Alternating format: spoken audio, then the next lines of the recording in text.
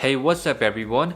So after the recent update for Samsung Galaxy Watch 4, many people have questions regarding improvement with heart rate sensor as it was mentioned in the changelog of this new update.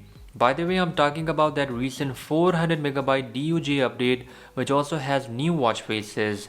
So right now I'm going to check out the heart rate measurement with this new update, and also I'm going to compare it with FDA approved pulse oximeter. For your information, I actually had no issues with heart rate measurement or sensor before the update, and even I compared it with an Apple Watch Series 6, the results were quite similar.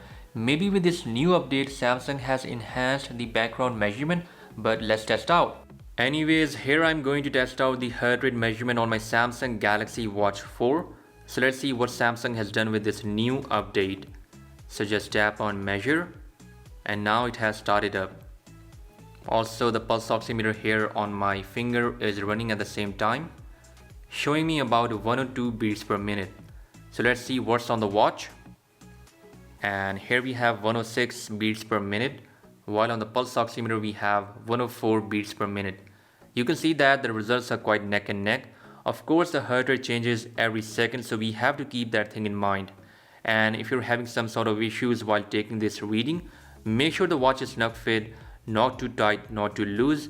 And I think so this is the best place in order to take a reading, just below the wrist bone.